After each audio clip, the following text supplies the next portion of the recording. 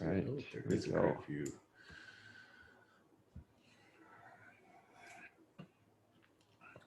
All right, and people are beginning to join in here. We're going to give them a few minutes to do so. Awesome. Yeah.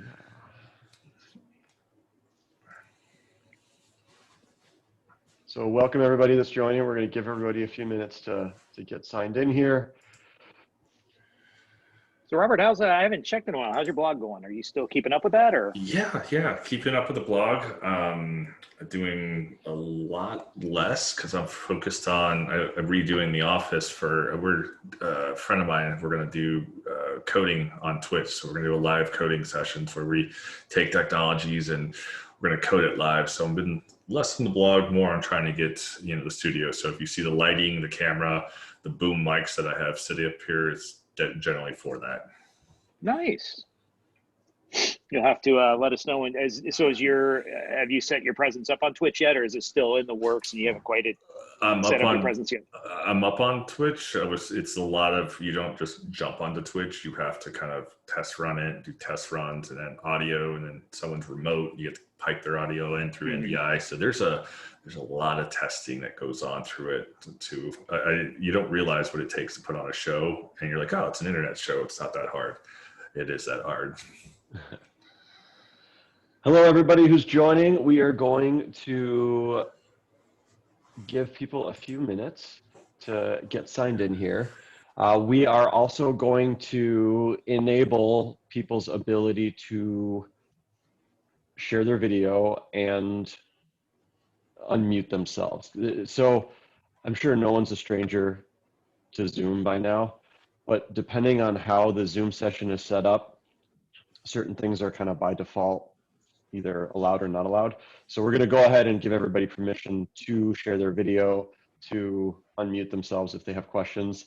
The video is nice for me as I guide you through the cocktails we're going to be making today. It helps for me to see what you're doing, and if anybody has any questions on, which way to hold the lemon or how to shake the cocktail, I can give you live, real-time feedback. And I also like to see if anybody has a cool setup or a cool background. That's always fun to see. The home bars, some people have some fun home bars. So feel free, we're not gonna pick on you. I mean, I'm gonna pick on Russell and I'm gonna pick on Robert, but we're not gonna pick on you. But we do love to see your faces and see your bar setups. And I think everybody who was able to register in time should have their kit with the ingredients. I'm going to walk you through everything that we're going to use those for, so you don't have to do anything with them yet. Just have it there. We will need some ice eventually. We don't need to do that yet. There's a couple things we're going to do right at the beginning, but I will guide you through all of that, so you can just hang tight. We got another minute or two, I think. We still have some people joining in, so we're going to give them a minute, and then we'll kick things off. We have something we need to do right away with the drinks, and then we will get rolling here. So, speaking of which, Jason. Yes.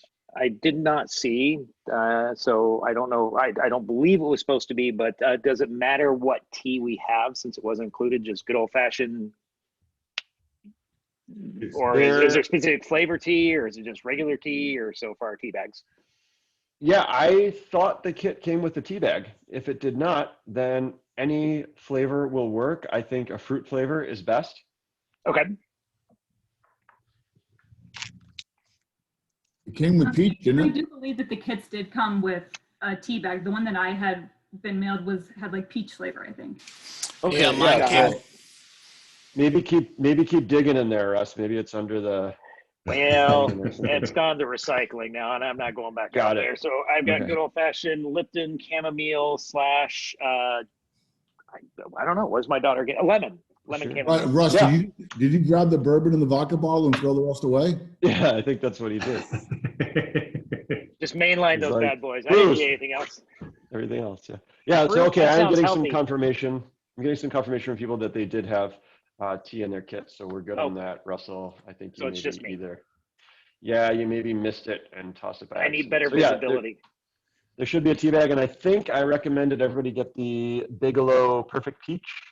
That's the one that I suggested. Check. And so I think that's what the vendor put into the box. I Let's see. don't like Yep. peaches, so I went with mango instead. Yeah. Okay, that's good. That'll work well too. Yeah. Excellent. Okay. Well, I think looking at the numbers here, I think we have one more person that just jumped in here. We're going to get them squared away and set to join. And then with the approval of our hosts, right, Jill or Caitlin, if you think it's okay, shoot me a message in the text and we'll kick things off here.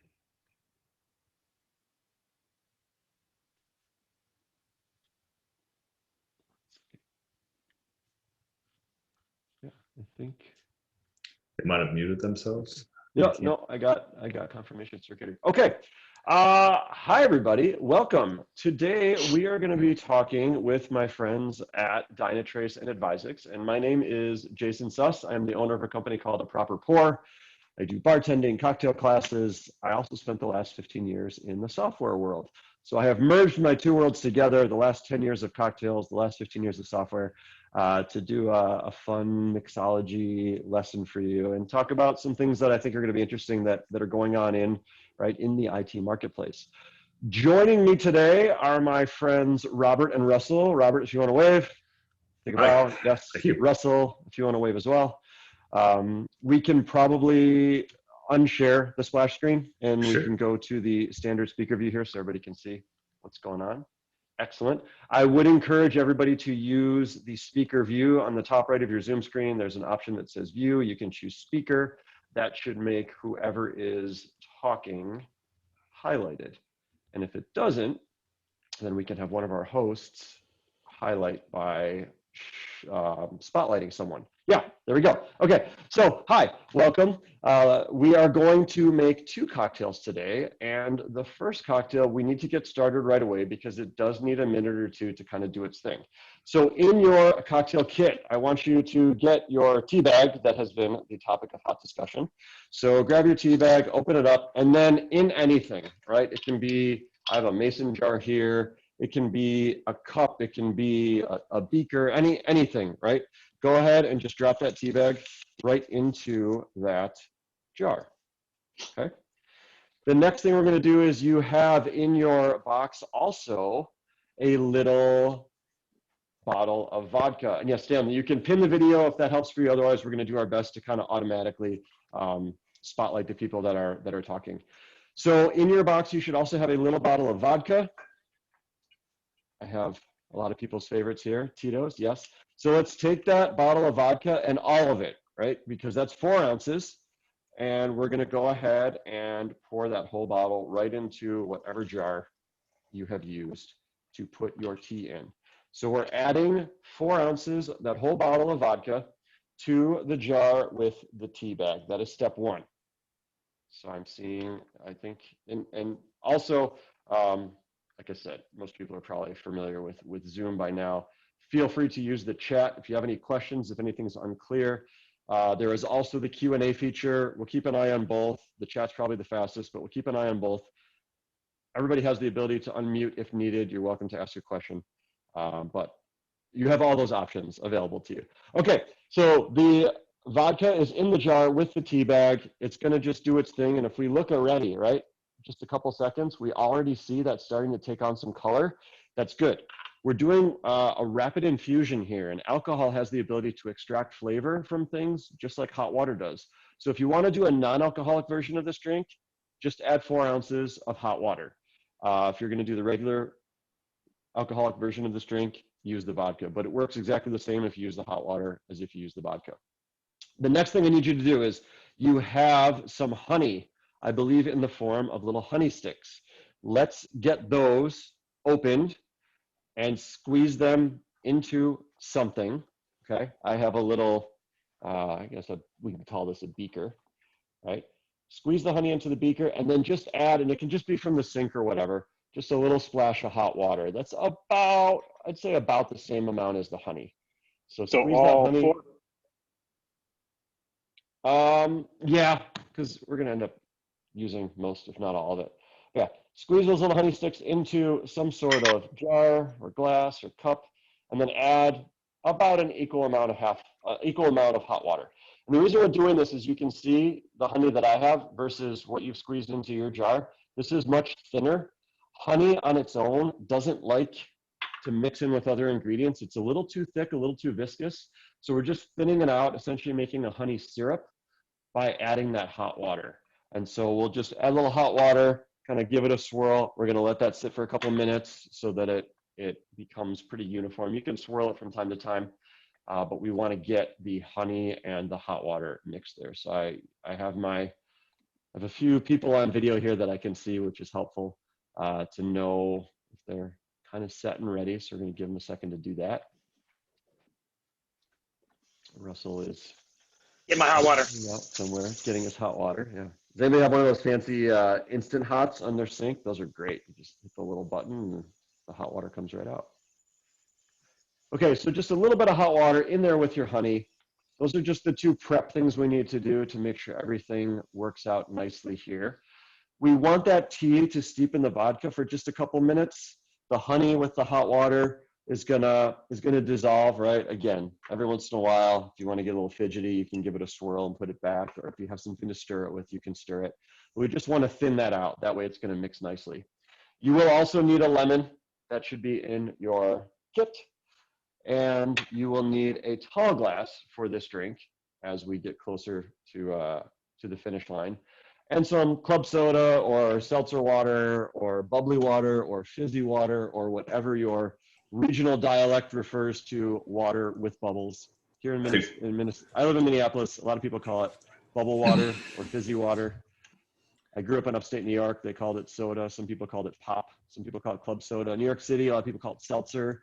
Boston area, people call it tonic, even if it's not tonic. So yeah, whatever you call it. I think we should have told people to bring like a rag or a towel because I'm already a mess. Did you spill already? Yeah. Yeah, I didn't say that. I just. Now, is this one lemon wedge? Is that correct? No lemon yet. We haven't touched the lemon yet. No lemons yet. Just a little hot water in the honey and the tea bag in the jar with the vodka. That's all. The only two things so far. Okay, so with that, we need the tea to hang and steep for a couple minutes. The honey syrup is doing its thing and getting nice and dissolved and mixed into a nice, thinner honey syrup. While we're waiting on the tea, let's go ahead and get an introduction to our other two guests today. We have Mr. Russell Wilkinson. Russell, if you want to say hi, tell everybody who you are, what you do in the few minutes we have here. Well, since my wife's not here, I do everything. But if you ask her, I do nothing. So Russell Wilkinson, I am the Dynatrace Partner Solutions Architect. So my job is to work with the Carl Bogases or Robert Serchias of the world on everything they need from an enablement perspective, technical perspective from Dynatrace. So to make sure that as they turn around, and Robert's an expert in this as far as building out solution sets for you all, the customers, my job is to convince him that we've got the best platform for it and show him how he can be leveraging it. But because it's Robert, he basically he's teaching me. So Robert, I'm going to pass it to you. So I sit here, make sure my honey is all melted down. Don't put me on too high of a pedestal. My wife will hear that and just have to come in and knock me back down. So my name is Robert Serchia. I'm a principal architect here at Advizex, and my role is to help with the onboarding and implementation of some of our strategic partnerships, which Dynatrace is one of them. So we take Dynatrace and we build our service offerings around the product and the product lines with it. My job is to make sure that that works well, and I work directly with Russ when we talk about products and go-to-market strategies around what this looks like. Awesome. Thanks, Robert. And Robert, I do have a little bit of an Easter egg in my video in honor of you. Now, I know your last name is Serchia, but I do also have just a little something here just in case. I see that. I know. I think you may have a nickname that relates to that. Okay. We are going to start making this drink. So a cocktail shaker, because we're going to be shaking this cocktail. And the reason we shake this cocktail is because there is juice in it. Anytime there's juice in a drink, we shake. The little rhyme is, if it's opaque, give it a shake. If it's not, we typically stir. So we'll find that out on the second drink. But for drink one, there is juice included, so we're going to shake. So let's go ahead and start getting this built out. We're going to take our lemon. So everybody grab your lemon, knife and cutting board. And I want you to put your lemon down on the cutting board. I also want everybody to not go ahead because you may cut the lemon differently than I want you to, and then it's not going to work out right. So just stay with me here. I'm going to guide you through everything. So the lemon is on the cutting board with the stem on one side and the little nub on the other, right and left, okay? And now I want you to measure halfway, don't cut yet, and then 1/4 of an inch past that, right? Or about 1/2 centimeter for our metric friends. We love metrics, it's cool. So measure about halfway, and then we're going to go about 1/4 of an inch past that, and then we're gonna slice straight down, and we should have 2 pieces of lemon that look like this in the center, and one a little larger than the other. Yes, Russell's got it, like that. Okay, now, one of those lemon halves, or slice pieces, should be a little bigger than the other. Take the bigger one and cut a wheel or a disc or a slice or whatever you want to call it out of it. Okay. Excellent. And then that little disc or wheel we just cut, hang on to that. We're going to need it later. Okay. And now take either of those lemon pieces that are left. And I'm going to make sure, can we make sure that I'm spotlighted here? I have Robert spotlighted for mine. So we're going to take the lemon and we are going to juice it. So if you have a juicer like this is great. Flat side down into the juicer. Some people put it the other way because it looks like the curves match up. You're going to end up with a face full of lemon juice. You don't want that. So flat side down on the lemon, and then we're going to squeeze it into our cocktail shaker. Give it a little turn. Give it another squeeze. Robert, you got a face full of juice? Yeah, I did. I'm sorry. I think there's like a certain magnetic property between eyes and faces and lemon juice and shampoo that causes it to always go straight into your eye. Okay, so I squeeze the lemon first, and here's why. Because with the lemon, it's easier to squeeze it into a shaker than it is into the little jigger, right? And so I squeeze it into the shaker that's easier. So now I can just pour it right in, and I can see that I'm just a hair short. I want 1/2 ounce, which is 15 milliliters. I'll give you everything in milliliters and ounces because I know we love metrics, right? So we'll talk metric. It is also 1 tablespoon. For anybody who doesn't have a jigger, it's just 1 tablespoon. So I do want a little more lemon juice. So I'm just going to squeeze a little more from that other side of the lemon. You said 1/2 ounce, right? Yeah, we're looking for 1/2 ounce, which is 15 milliliters or 1 tablespoon. All right. Okay, so we have the 1/2 ounce. That's good. We're going to add that to the shaker. Next, that lovely honey syrup that we have made. Let's go ahead and add an equal amount of that, so about 1/2 ounce. If you like your drinks a little sweeter, add a little bit more. If you don't like it as sweet, you can back off and it'll be a brighter, more tart drink. Okay. Okay, good, good. Everybody with me so far? And again, if you have any questions, feel free to jump into the chat or you can just unmute and ask. Okay, good. And if you're not seeing the right window, you can pin me. That might be the best way to ensure that you can see everything that I'm doing. Again, I figure people know how Zoom works by now, right? Okay, so we have the honey, we have the lemon in the shaker. Now it's time to go to our lovely tea and vodka that we've made. So a couple things I want to tell you about this. First, take the tea bag out, give it a good squeeze. We want to get all those last juicy parts out of there. And then the tea has done its job. We can get rid of the tea bag. Just throw it out here.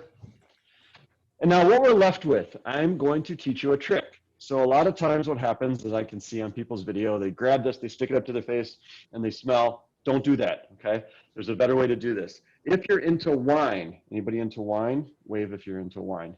If you're into wine, Carl's into wine, good. And again, feel free to share your video. We're not gonna do anything embarrassing to anybody, but it's fun to see people's faces.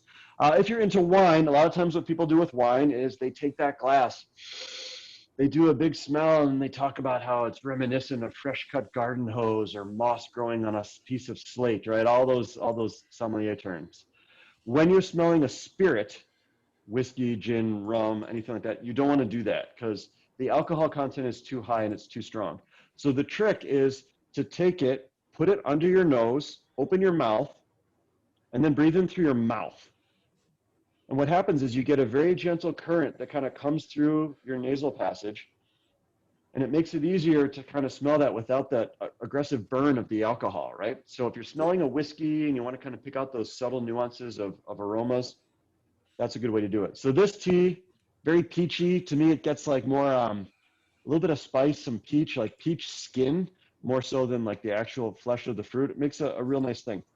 But anyway, we've done a rapid infusion here. We have a really nice flavored vodka. You could use gin if you wanted, if you're a gin drinker. Vodka's nice and neutral, so it always tastes like whatever you want it to taste like. Vodka's like the tofu of the alcohol world, right? It doesn't taste like anything until you flavor it. Very neutral. So you can do a few things with this. One, you could just chill this with some ice, pour it into a martini glass, have a really nice flavored martini. You could crack open your favorite can or bottle of seltzer, soda, club soda, pop, whatever, right? Bubble water, whatever you call it. Take a sip, yeah, like Russ has, and then backfill it with this and essentially make your own hard seltzer, right? Ain't no law against the claw. You can make your own White Claw. Or you can mix it in with the honey, the lemon, the soda, and make a proper cocktail. So the moral of the story is there are a lot of deployment options for this product that we have here. Much like, I'm sure you know, with Dynatrace, there's a lot of deployment options, right? People are moving applications to the cloud if they haven't already. Most people have, right? Digital transformation is something we've been talking about for years. But it can still be residing in your standard brick and mortar data center. It can still be instrumental when there's a mainframe. If you're going into a cloud environment, whether it's AWS, GCP, Azure, Red Hat, and IBM have their cloud environments too. And even spread across multi-hybrid cloud, public, private, right? There's FedRAMP, there's all that. Dynatrace plays in all those spaces. So the deployment options for Dynatrace are there as well. Okay, so now we're gonna take half of the vodka, which is 2 ounces, and just double check and measure that, that's perfect. We're gonna add that to the shaker. And you can see here, I have my shaker ready to be filled. I have my jigger that I do my measuring with. I had my jar that had the tea in it, and my glass, everything's set and ready to go. That's how easy it is to orchestrate containers. We have it right here. I didn't even need Kubernetes. That's how easy this is. Even easier than what you guys do every day. We put tea in this container. I know you're probably more used to Java in your containers, but today it's going to be tea. No PHP, just in tea. Listen, everyone needs Kubernetes. Come on now. Yeah. You see the hype. You see the hype. Don't buy into that. This is the only container orchestration that you don't need Kubernetes for. Okay, so we have our vodka, and again, you could have done this with non-alcoholic using hot water to make the tea a strong tea.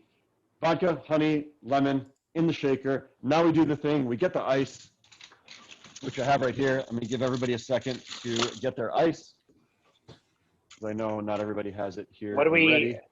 Are we putting it directly in the container, or I forget what we're doing? We're going to do 2 things with the ice. One, we're going to put ice in our glass that the drink is going into, all the way to the top. We want a nice tall glass for this drink. Nice tall glass. This is a Collins style drink because it's topped with sparkling water. So a tall glass for that. And then the rest of the ice goes into the shaker. I'm going to mute myself when we come to shaking because I don't hear this. Shaking is going to be loud. Okay, so vodka, honey, lemon in the shaker. 1 glass, tall glass full of ice. We've added the ice to the shaker. This is the part, right? This is the part everybody loves. We're going to do the shake. So put the large cap on your shaker, then the little cap. It sounds silly, but it works better that way. That's what we call foreshadowing, right? Which order do we do things in? So we're going to do it that way. And then keep your finger on top of that little cap so it doesn't go everywhere. We're going to do like an 8 to 10 second good shake here. Here we go. Let's see it.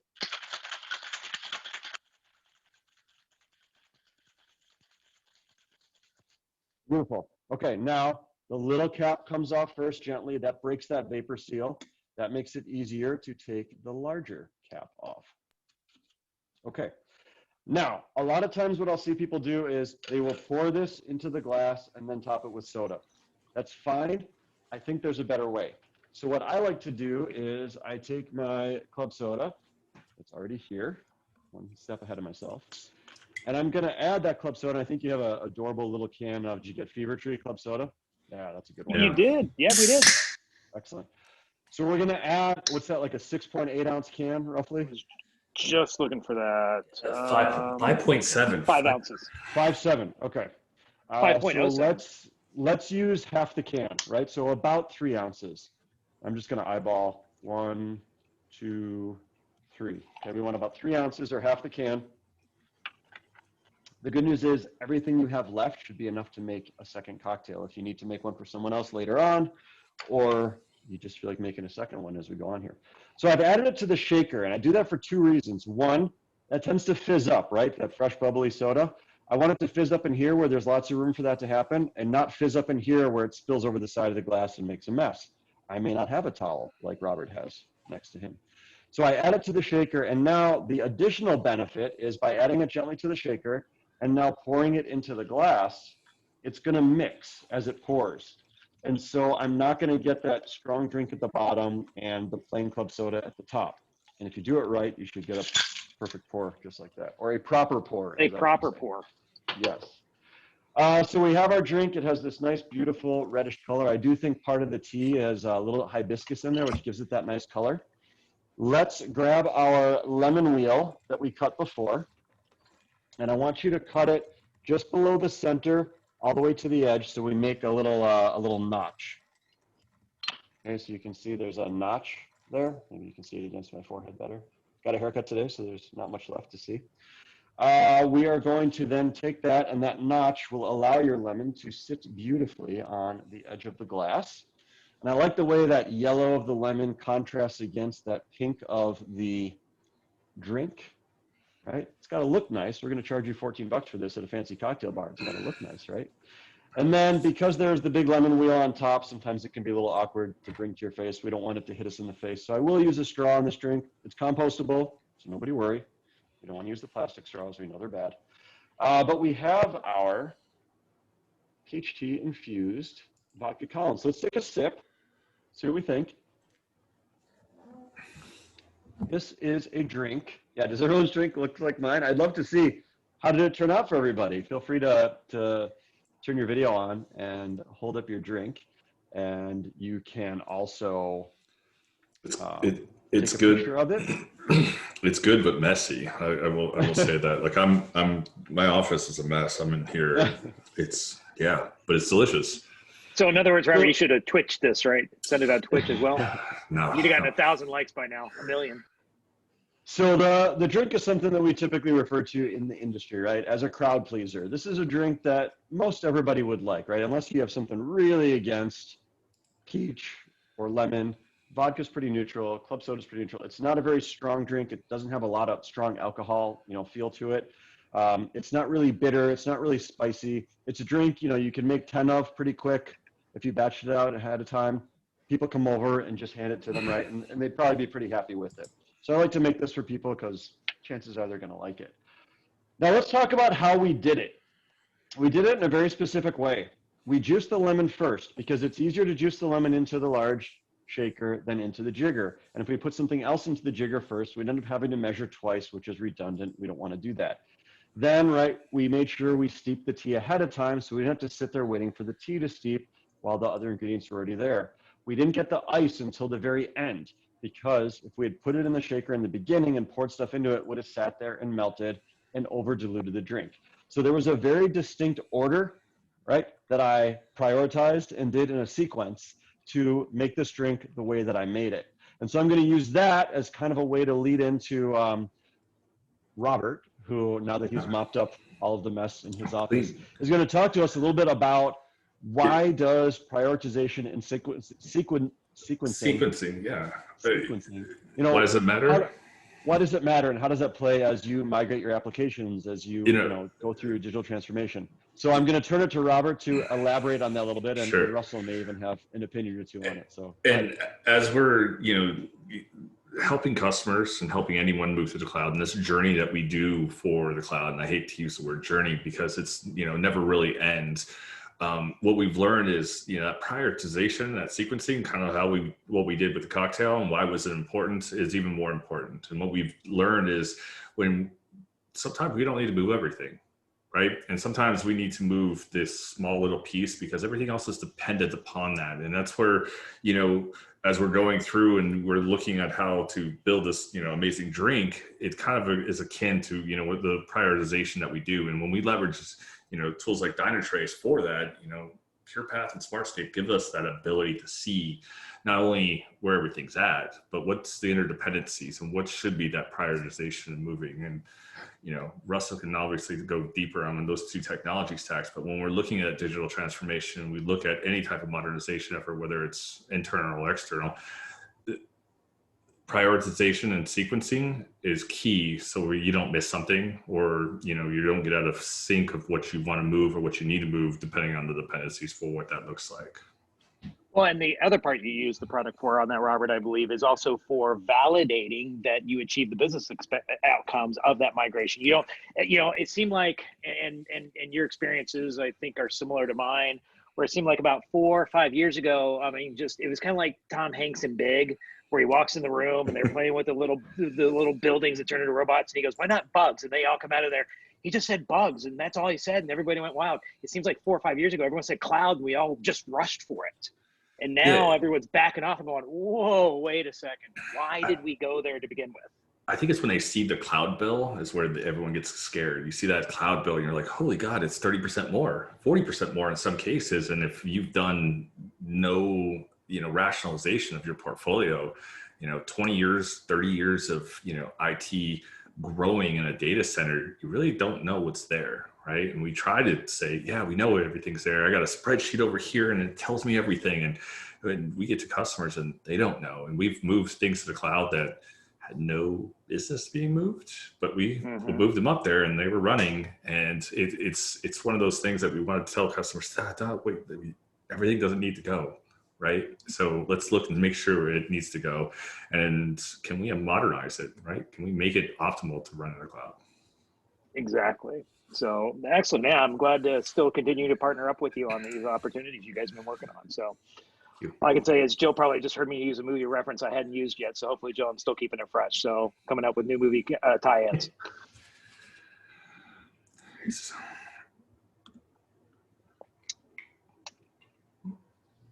Hope you there, Jason? Sorry, yeah, I had actually muted. I have a mute on the screen and I have a mute on the earbud as well, and I did the one, not the other. We wanted to talk a little bit about, right, sequencing and prioritization. How does that happen? And, you know, migration, everybody's moving applications to the cloud. And you notice that in this drink, I'm going to tell a story about shaking versus stirring. I told you if it has juice, right, we shake it. If it doesn't, we stir. And shaking, we kind of think of shaking as turbulence, right? If you're in a plane, we're shaking, it's turbulence.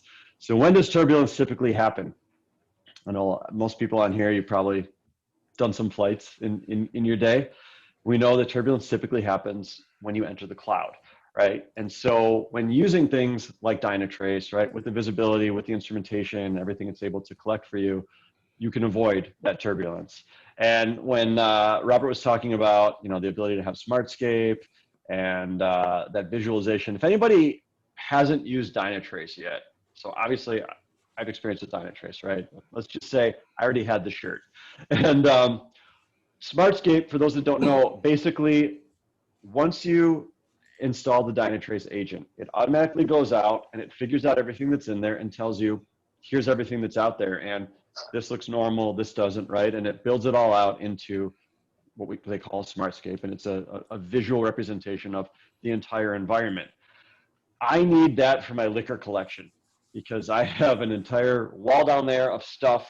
I have more stuff up here. I have a couple bins over there. There's a restaurant that I've partnered with where I keep stuff there. I would love to just drop a Dynatrace agent into those rooms and have it tell me all the bottles I have and how much is in each of them, because that would be the best way that I could get, like, call it auto discovery, right, of all the booze and all the ingredients that I have. And trace who's tapping in your bottles at the restaurant, just saying. So exactly, if it's if the level of that bottle is changing and I'm not there pouring, I want an alert. You know, that's why I always like to give measurements and metrics, because we like those metrics, but we like context around those metrics. If I said to you, okay, and we're going to put 15 into the jar, 15 what, right? If there's no context to that metric, it's not helpful. So these big screens of just charts and graphs, unless there's context with it that tells you why that's important, it's not necessarily helpful. And I think, Robert, you wanted to jump in on that? When I first discovered Dynatrace, it was, I was doing this migration with a customer. It was manual, right? And they're like, yeah, we got this product over here. You want to look at it? And I'm like, sure. And I just remember just trying to find dependencies. I'm interviewing the other architects, and I have a giant spreadsheet, and I'm weeks into this project. And I realized that they turned on Dynatrace for me. They gave me access, and I started playing with it, and I saw everything I needed to know in about 30 seconds. And I looked at the customer and I go, why didn't you tell me you had this? This was like weeks of my life could have been done in seconds. Like, this was very, in deep and not only just deep, but it just found everything. And so I'm asking questions. I'm like, hey man, like, you were way off on your thing. That doesn't work that way. This says it differently. And they're like, oh yeah, well, whatever that says, it's going to work. And so it was almost, I hate to use the word, the phrase life changing, but like when you're there and you've done this manually, and then having the intelligence behind Dynatrace find everything that you need to find, it is amazing to see that almost instantly. So it takes from, someone who's moved apps to cloud, and then turning it around, having a tool that just goes, here's everything you need. And if you need more, just put another one agent out there. It's one of those moments, and Russ, I'm going to do a movie quote for you. You probably had one of those moments that was kind of like, you had an extra pair of gloves this whole time, right? For those that remember Dumb and Dumber, right? Hours in the freezing cold. He's like, oh yeah, my hands are sweating. You want these extra gloves? And his poor buddy was sitting there without gloves. It's like, you had these the whole time? Like, you had Dynatrace this whole time? We could have just turned it on and seen everything, but you made me do it manually? My hands are freezing. So I think it was probably a similar moment to that. Russ, I think you wanted to add something. And now I got planes, trains, and automobiles running through my head and warm hands, but I'm not going to go to that reference yet. Host of Spotlight. I thought I was muted, and they was telling me I was muted. So thanks for making me front and center. Yeah, going back to Robert's point on that, and Jason, to build off what you said, of course, we've all got these environments or these stories where, or at least I'll admit to my age with my gray hair, which is you're going into an environment, you're trying to help scope it out, you're trying to understand the application architecture, or forget that, let's just try to figure out the Visio for the network architecture. And there's always that one server over off in a corner, and everyone's like, what's it do? Is it Roberts? Is it Jason's? Is it Carl? I have no idea. Let's just turn it off and see who yells and complains. And we know in enterprises we can't do that. So now to have that visibility so that we can then make that plan, that sequence of, okay, now what do we do with this now that we understand its importance in our environment? Do we keep it on premises, to Robert's point, or do we move it to the cloud? Yeah, it's the classic question, right? It's the point of you don't know what you don't know, right? Until you have something that can go out and see it. So with that, I know my drink is not getting very low, but that's because I've been talking most of the time. But I'm guessing that everybody else's is. So we're going to move into drink number 2, and we're going to shift gears here. The first drink, tall, fruity, refreshing, light, crowd pleaser, something that's just a great summer sipper, sitting outside, enjoying the day. We had a beautiful day here in Minneapolis, sunny and warm for the first time in a while, so this is the perfect drink to have for that. But there's a cocktail that happened long before vodka even showed up in the US. Vodka didn't even really come to the US until about the 50s. Originally, there was whiskey. And whiskey started from our friends in Scotland. They invented it. It is originally called Uska Betha, which literally translates to water of life. And the reason they called it that is because back in the day, 1700s, the water would probably kill you because it was so full of disease and bacteria and all sorts of stuff that when they figured out how to ferment and then distill and add the alcohol, right, to essentially the whiskey, the alcohol killed off the bacteria, and therefore they could drink it, right, without getting sick. Hence the term water of life, or eau de vie. People have probably seen eau de vie on bottles, water of life.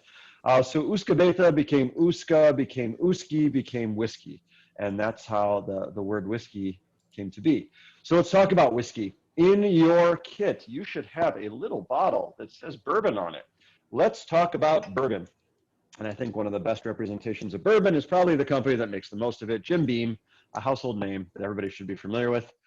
The Beam company is now Beam Suntory. Suntory being a Japanese company, which is the umbrella company over all of it. So technically your bourbon is kind of a Japanese product now because it's the Beam Suntory, but everything is still made in the USA. Jim Beam is still the company. And in fact, by law, bourbon has to be made in the United States. Now, people in Kentucky are going to argue, they're going to say it's got to be Kentucky. There was a time when it did, but by law now, it has to be made in the USA. It has to be 51% or more corn as the base ingredient to start the fermentation, right? We need a sugar or a starch for the yeast to eat. The byproduct is alcohol and carbon dioxide.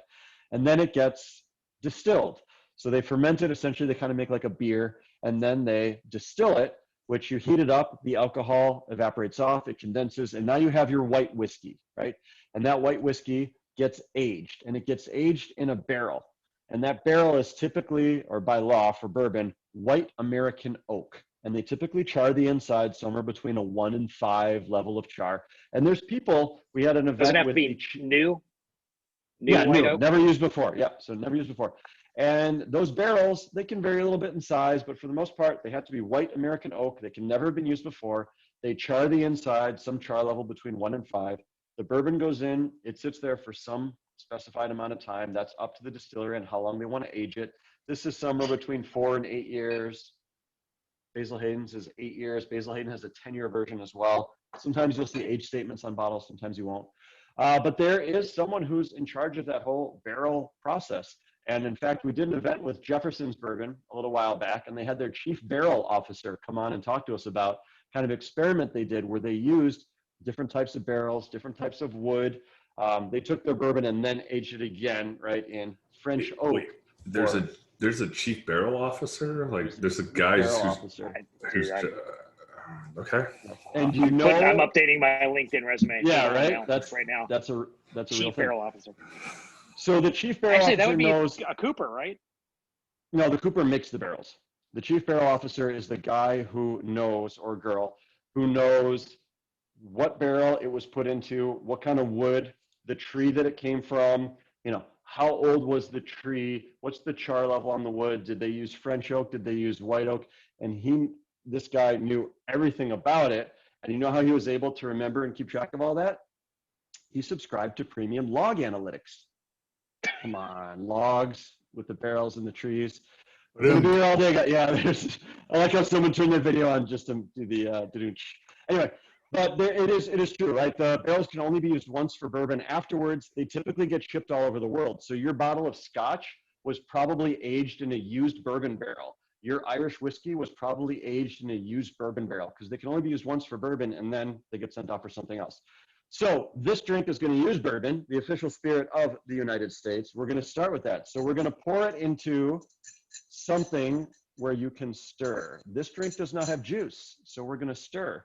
So let's go with 2 ounces. This is for 1 serving.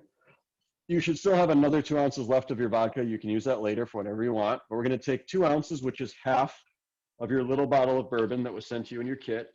Rumor has it this is a 24-year-old Pappy, by the way. Yeah, it's probably Pappy. 2 ounces of your Pappy into your mixing glass. Pint glasses work great. If you have a fancy bartender spoon, I'm going to show you how to stir with that. If you don't, a chopstick, something, anything is fine. We're going to put the 2 ounces of bourbon in there, and then you should have a little bottle of craft old-fashioned syrup. Yes? We saved you a step. What we did is instead of taking the sugar, adding hot water, making a simple syrup, and then adding the bitters, we sent you this bottle of craft syrup, which is essentially sugar, water, and bitters. Because the 3 ingredients in an old fashioned, which is what we're making, are spirit, sugar, and bitters. 2 parts spirit, kind of half a part of that simple syrup, and then like 2 dashes of bitters. That's like the classic recipe for an old fashioned. If you live in Wisconsin, you may know it differently. It's probably brandy in Wisconsin. They drink more brandy than the rest of the country combined. It's just a regional thing. They oftentimes will muddle up an orange slice and a cherry. That's a muddled old fashioned, similar drink, slightly different style. Sometimes they'll top it with soda. Sometimes they'll top it with Sprite. Sometimes they'll top it with grapefruit soda. It's known as a old fashioned sweet or an old fashioned sour if it's Sprite or grapefruit soda. But I'm going to show you the original classic. 2 ounces of your bourbon. half ounce, like a light half ounce. So maybe a little bit less than half of that little bottle of craft syrup that you have there. And this is just sugar, water, and bitters. Bitters are to bartenders what seasoning is to chefs, right? It's just adding complexity and flavor, a lot of So if you baking were spices and bitters. if you were emerald, this would be your essence. Is that how that Bam. works? Yeah, this is the Like- bam. This is like salt, bay, emerald, bam, seasoning, everything. Cinnamon, clove, nutmeg, allspice, all those kind of baking spices are typically found in classic Angostura. There's orange bitters, right? There's a million kinds of bitters out there. I have one here that I really like called Corazon. It's delicious with tequila. It's coffee, chocolate, hot pepper, and oregano, which sounds like an odd mix, but it's really good to make like a Is tequila old fashioned. Corazon the brand name, or Brand so if name I go is into my Bitter Cube. bitter cube? So if I go in and ask for Corazon, are they going to know that, or do I need to ask for Bitter Zone Corazon? Bitter Cube Corazon. And then see if they have Corazon. Or you can go to the bittercube.com website and order it, which is what I usually do. So we have a light half ounce of our syrup. That's our sugar and our bitters. We have the 2 ounces of the bourbon. Let's get our rocks glass, right? Different container for this drink here, because we want an old fashioned to be in a shorter glass. A pint glass of old fashioned is it's being a little brave. That's a big drink. So let's go ahead and put the ice in our rocks glass, a little more than halfway full. This one I don't need to go all the way to the top. Yeah, Wisconsin like- thing, right?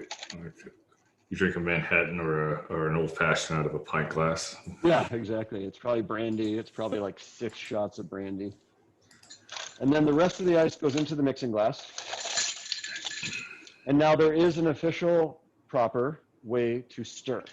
And the idea is that the back of the spoon should stay against the inside rim of the glass. Now, if you're using a chopstick, that's not going to matter. But proper bartending, mixology, whatever form, is keep the back of the spoon against the inside rim.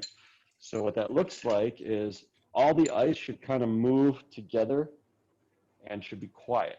And so I hold it between my middle and my ring finger, and then I spin it along with my thumb. Chest up, one arm behind your back, wax your mustache, Watch this. put on your suspenders, get some forearm Yeah, I was about to say, tattoos. Robert, don't do this. You'll make a big mess. Yeah, get some forearm tattoos and you're basically a PhD in mixology. But the idea here is we're chilling and we're diluting, right? Chilling, diluting, chilling, diluting. And I stir usually about 20 seconds, and then we're gonna transition, as everybody's familiar with, from dev to test. We're gonna take the spoon out, we're gonna let a drip go on our hand, and we're gonna taste it. I do this for a few reasons. One, on a busy night, I might have 6 or 7 of these mixing glasses lined up, making different drinks, a Negroni, a Manhattan, a Martini, an Old Fashioned. I wanna taste it, make sure I know what drink it is. I wanna make sure I didn't leave anything out or put anything in that shouldn't be in there. I also want to make sure that it's chilled and diluted enough to get to the point where I like it. It tastes great. So now we are gonna go ahead and throw it over the wall into production. And go ahead and pour that in there. I think one of the things that when people are making drinks on their own that maybe they don't do is they don't dilute it enough, and then the drink it's too strong, right? And it burns, and this should be like a nice cocktail to sip on. We're so close. We have the spirit, the sugar, the bitters. We want to put a garnish on this. I believe you have, you have an orange or do you have cherries in your kit? I think Orange. You have an orange. Okay, great. So take your orange and in your non-dominant hand, hold that orange with your veggie peeler or your knife. If you're good with your knife, please be so careful, so careful. I need everyone to be able to count to 10 after this, so no losing any fingers, or maybe hitchhike back home. So you're gonna need that thumb. So keep your fingers out of the way. Start at the top, and I just do kind of firm pressure down. If you have the kind that's like more like the long carrot peeler, some people will pull towards themselves very carefully, very careful, please. And we are left with a nice orange peel, okay? We have the skin on one side, the white pith on the other. We want to hold it the way we used to hold cameras, right? Thumb and forefinger. The white pith towards you, the external skin towards the glass. I'm going to have this behind the glass, and I'm going to squeeze and push towards the glass. And when I do that, you should see some of those oils spray out of the orange peel. There's a lot of oils hidden in that orange peel. And if you smell the orange peel, it should be a lot more fragrant now. So let's take the peel, and I usually just roll it up on a little bit of a bias. Okay, like that. So you get like a little cone. And then I tuck it into the side of the drink. So it's kind of between the ice and the sidewall of the glass there. So it looks nice. Some of it's outside. So we're going to get that nice orange aromatic, and we take a sip. So what do we think? This is a bourbon drink. There's no going around that, right? You can't pretend that this is something else.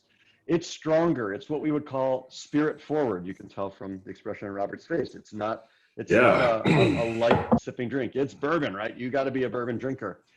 And not everybody's a bourbon drinker.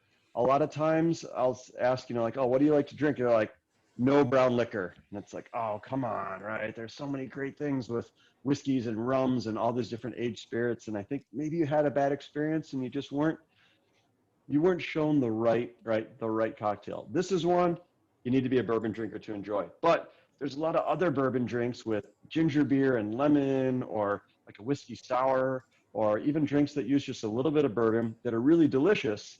And people may think they don't like bourbon, but they really do. And yes, Henry, this is the way. This is absolutely the way. I think we have some Mandalorian fans. So if you don't like bourbon, you maybe haven't had it the right way yet. And so, I do get objections from people sometimes when I suggest a whiskey drink, and then I make it for them, and they're like, oh, this is actually pretty good. Like, yeah, right, there's a different way to do it. And so that's something that I think you can probably liken to things that we see, right, in our industry. Like when people say no, or there's an objection, like how do you overcome those objections from application teams when you say, hey, I have to instrument this with an agent? Like, whoa, whoa, whoa, you're not touching my app. Or, hey, we want to do it this way or do that thing, right? How do we handle that? And so that's something that I know Dynatrace and Advizex specifically helps to work with. I know Advizex, you have your advisor, right, with cloud migrations and ways to help people with that. So I'm going to let Robert, maybe do you want to chat a little bit about how do you approach your objections, right, from teams with what you try? Some of the objections we get is we're too complex, right? And you can't find everything. You can't do what you say you're going to do. And one of the things that we say was like, just give us a chance to have a conversation about what that looks like. And we have the tools and the process in place to help with what that looks like, right?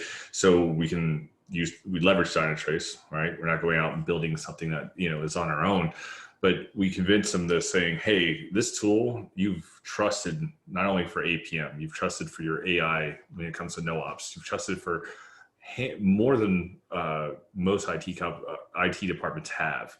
And with that being said, let's just trust this tool and our process that we've used time and time again with customers to help you with that road mapping and that modernization, and to say, hey, this is what it's going to look like. This is what it's going to start, where it's going to need to start. And let's just take that first step. But on the other side of it, it's, what not to move, right? And so, it takes that motion out where it's just completely data driven. You're going like, I know you don't feel that this needs to be deprecated, but no one uses it. Here's the data that proves that, right? And just trust the data because no one really uses it. So sometimes that server in the corner where Russ was talking about earlier is really just a server sitting in the corner with nothing really important running on it. Yeah, and that a lot of times when we talk about bourbons, especially, it's other alcohols as well, but we always talk about proofs when it comes back to the laws that Jason was referring to about the new white oak charred barrel. Has to be done in the U.S. And then you get to that. Then I'm going to ask Jason a question later on about Tennessee whiskey versus bourbon, and are they one and the same? Is a square rectangle?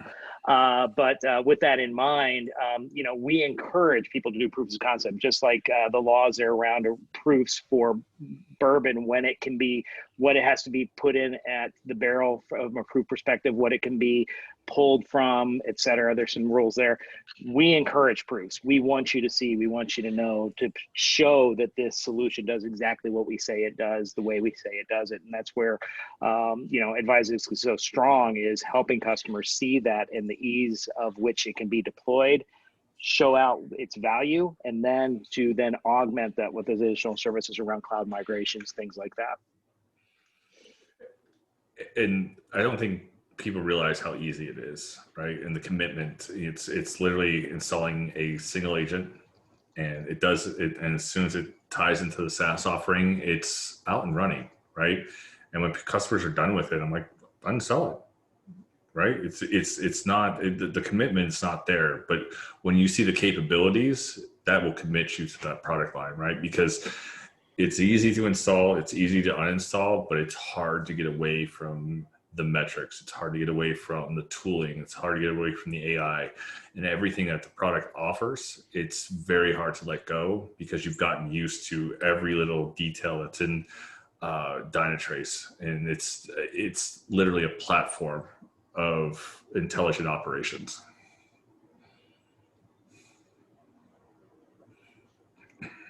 Oh, Jason, you're double muted again. He's like, I'm back. Sorry.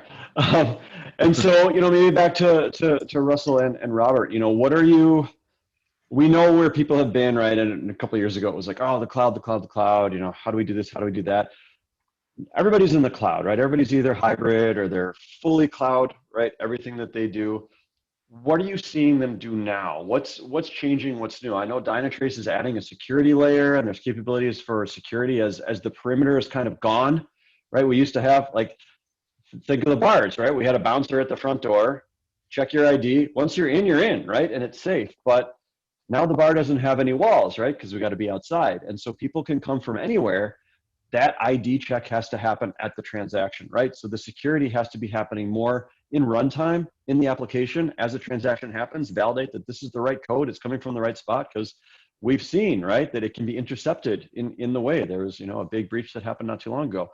So with security, with visibility, with migrating to cloud, sending things back from the cloud, still utilizing mainframe, what are you seeing that you think is important in environments now? Oh, no, Robert, Robert's you got burned. Oh man, seriously? There you go. One of the things I'm seeing with customers, especially, is when they come to especially a public cloud and a hybrid cloud solution. So they go, hey, we're going to go full public cloud, and this is our path forward. And they actually stop, and they're all of a sudden now they're looking at it going like, we need to stay hybrid. And there's so many different security, visibility, observability considerations that you need when you're in that hybrid mode.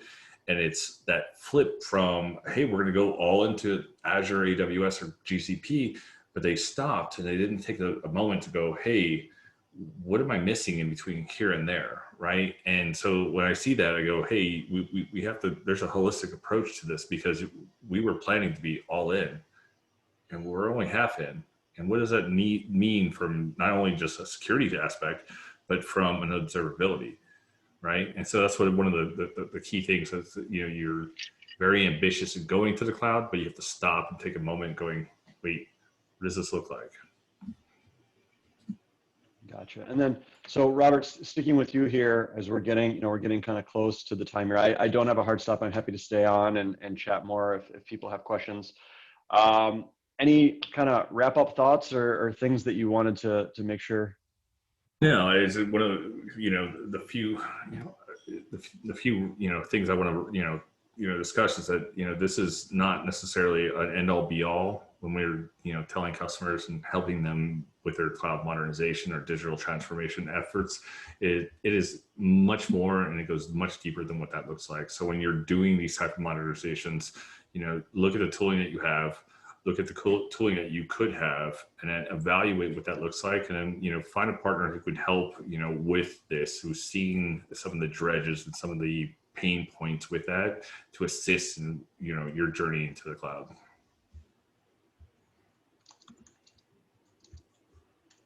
Excellent. I'm sending a little note in the chat here. Any questions anyone has, feel free to put them in the chat. You can use the Q&A. Whether it's about Dynatrace, whether it's about Advizex and capabilities and expertise they have. If you have cocktail questions. But yeah, feel free. Jason, I don't have vodka a hard stop either, and I still have some vodka and I still got some bourbon, so I'm willing to ask questions. But by all means, audience, if you have any questions on any of us, if it's alcohol, if it's Advizex, Dynatrace, let us know. The question I have real quick for you, Jason, on the alcohol side, because that's the more interesting of the three, in my opinion, since I work for Dynatrace and I'm already immersed in it. So we've got our little old-fashioned little mixers, and I've seen the barmate friends, the taller bottles, where it's just kind of, you know, take your favorite alcohol, pour this in, bam, instant cocktail. What obviously being there's craft cocktails and the work that goes into custom made bitters, custom made, you know, liqueurs and things like that. What is your thoughts on these for people at home, people at a party, on the quality of them? Yeah, so the one that we use today, I think is good for a couple of reasons. One, it has the sugar and the bitters together, which is what you need for the old fashioned. That's easier than sending people sugar, telling them to mix it with hot water, and then either sending them, you know, a full bottle of bitters. It puts it all together nicely. So this one I'm okay with, I think is pretty good. Anything that should have fruit juice in it, I typically don't like. I like the juice to be fresh.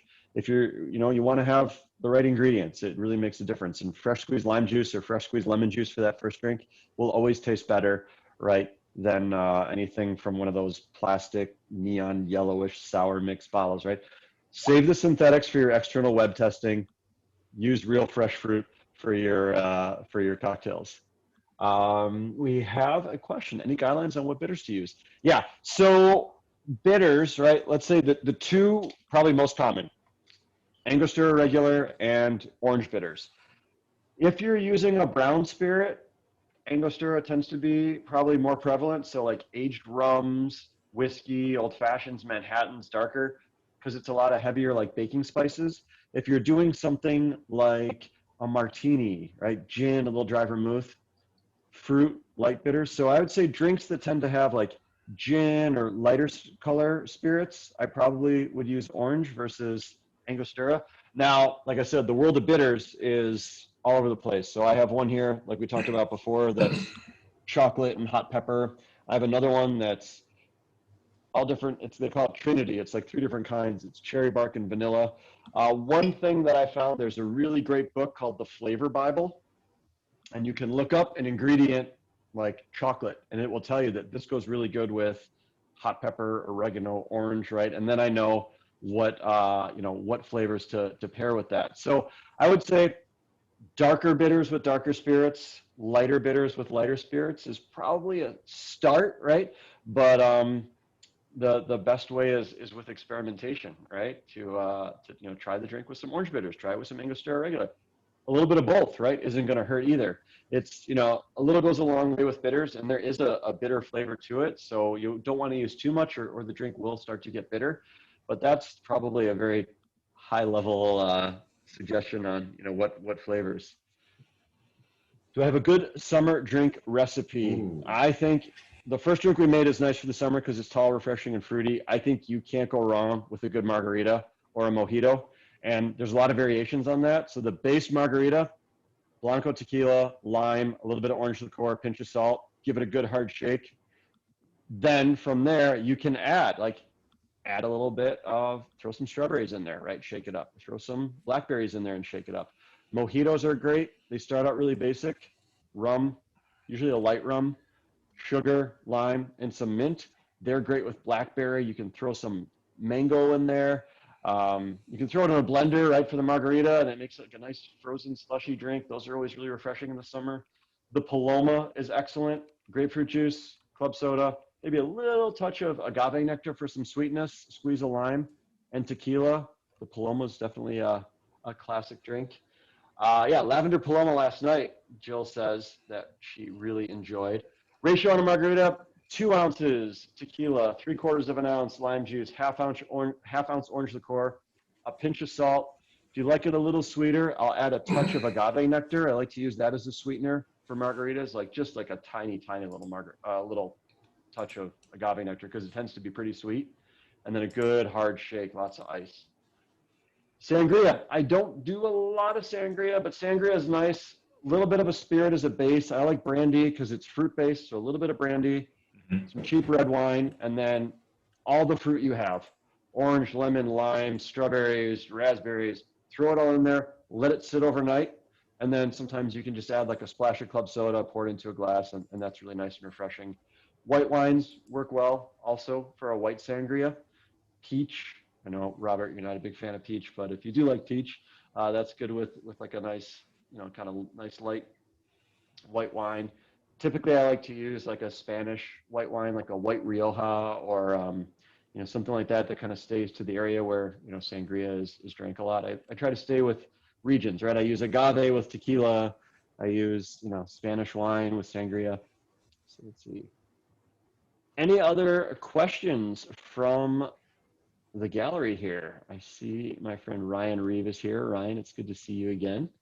And let's see who else. Carl. Oh, Carl relocated. He went to the cloud pretty quick. I'm looking at that. That was a very fast migration. New container, new atmosphere, new running platform. Yes, excellent. Any other questions from the gang? I saw Michael Goodman is also in Rochester, New York. He sent me a quick message. I was born and raised in Rochester. And Michael, speaking of bitters, Fee Brothers is a brand of bitters that's very popular. They are made in Rochester, New York. So you could probably visit the Fee Brothers factory. Yeah. They've been around for, I think, well over 100 years now.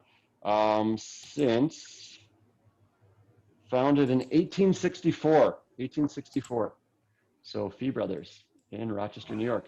Probably the second best thing to ever come out of Rochester, New York. The first, of course, being Wegmans grocery store, the greatest grocery store in the whole world. Kodachrome. Kodak's fine, but Wegmans, let's be honest here. I worked there all through high school and college, and it's a fantastic grocery store and company. So special place in my heart for question Wegmans. came in. What's your favorite drink to make? My favorite drink to make, I do like making a good old fashioned. I just think there's something, there's so few ingredients, right? It's spirit, sugar, bitters, that everybody kind of has their own interpretation of it. And so that's almost like a bartender's signature is like, okay, what's your old fashioned? Well, mine's this bourbon, or mine's this rye whiskey, or I do 50-50 rye and bourbon, or I like brown sugar, or, I like to use maple syrup. I like to use smoked maple syrup sometimes. So that's kind of a fun way to just get a good idea of, what's that bartender's kind of signature. It's probably how they make their old fashioned. So I do like to make a good old fashioned, and seasonally I'll swap stuff around. Summer, I like smoked maple syrup. If it's warmer out, I'll use a barrel-aged gin instead of whiskey. That's a little bit lighter. I'll use an orange bitters instead of Angostura and just kind of keep it a little lighter and fruitier, but still make it with that same old-fashioned ratio and recipe. And because sometimes it's a little too hot to just sit outside and drink whiskey. So barrel-aged gin is a really neat hybrid between gin and whiskey, right? It's got a little bit of that oaky warmth of the whiskey, but it's still got that light juniper botanical note of the gin. So it's a neat product. Few companies make it. Awesome. Any other question? Yeah, sorry, go ahead. Well, I don't want to monopolize. If there's other people that want to ask a question, please, by all means, continue to send them through on the chat or unmute yourself if you're brave and give us a shout out. But going back to your favorite drink, an old fashioned. One, I'm going to have to think about that next time I go to a bar. I'm going to challenge them on a gin based with orange bitters. That'll be interesting. I'll have to try that. But you had mentioned once, I remember talking to you probably a month or so ago, that if you go into a bar, you had an old fashioned that they did in such a way that you're like, I should have just walked out right then and there. Yeah. So there's, what was it that bartender did? I can't remember. Yeah. And so this, this probably ties into, with Advizex, right? You advise, right? You have best practices, you have experience, you have expertise, you know what should and shouldn't happen. There's probably things that you see in environments, you're like, whoa, hang on. This is a bit of a red flag. And it's like that for me in bars. If I walk into a bar and I see the vermouth on the shelf with a pour spout in it, sitting under the hot light, that's a red flag, because vermouth, once it's opened, should be refrigerated, because it's a wine-based product. It's not distilled, and it oxidizes and goes bad. It's going to turn into vinegar. So if you see an open bottle of vermouth sitting on the counter, that's a red flag that you should probably order a beer. And sometimes, I'll see People they'll shake a Manhattan when you should stir a Manhattan, or they won't measure. I mean, we know how important it is to measure, right? That's why we have our jiggers and the metrics that I collect, right? And the metrics that you collect. You don't know if things are good or bad unless you measure. And it's very easy on a busy night to start pouring heavier and heavier, right? And then the drinks are off and they don't taste right and people are unhappy. So if people are free pouring, it's probably a bad sign. If the vermouth's open, if they're using their hands to scoop the ice, like all those different things that you see, that's bad behavior. I think that's generally hands and ice anywhere, right. and that's just, yeah. That's, well, but Robert, weren't you a Fridays bottles guy with the flipping bottles? You know what, I was. I was hoping you guys wouldn't bring it up here. I did bartend through college, and then towards right before I graduated, I was a bar manager for a TGI party. So I can flip a bottle, but the sanitation with all of that, when you become a manager, you're like, hey, gloves, please, everybody gloves, gloves now, and right now it's gloves and mask and sanitizer, because we're in the age of mask and sanitizer. So you were flipping bottles. You didn't flip any bottles today, but you still managed to get it all over your desk. You know what? It's been a few years since I've been, this was reminiscent. So I texted my wife while I was in here. I was like, this feels like college all over again. I'm like a baby giraffe. I'm like, I'm embarrassed. I'm embarrassed. Well, so I know to be conscious of everybody's time, Robert, I think you have a slide you want to throw up if people have questions where they can find everybody. You tasted the cocktails. I encourage you to taste the product, right? You can just go right to the Dynatrace website, download the free trial, throw it in your environment, take a peek at what it looks like, see that smartscape. Advizex, right, is there to guide you through, all the things that you're doing that go along with that. Here on the screen, if you have questions, you can reach out to the email address there, kjones@advizex.com. For any questions about this webinar or questions about how to modernize using Dynatrace, you can follow them on Twitter @Advizex. If you have questions for me, add a proper pour. Feel free to ask me any cocktail questions you may have. If there's any questions about migrating applications into hybrid environments, I could probably help you with that too. But probably more helpful on the cocktail side. So I would like to thank Robert for joining us. Thank Russell for joining us. Our hosts, Advizex and Dynatrace, for putting this together. Thank you, everybody, for joining. I hope you enjoyed the cocktails. You know where to find everybody. It's Thursday. You've made it through most of the week. There's only one day left. Congratulations. Hopefully everyone's happy and healthy and doing well. It was good to see some familiar faces. Please enjoy your weekend and have a great rest of your night. Cheers, everyone. Thanks, Jason. Thanks, Robert. Thanks, sir. Shall we?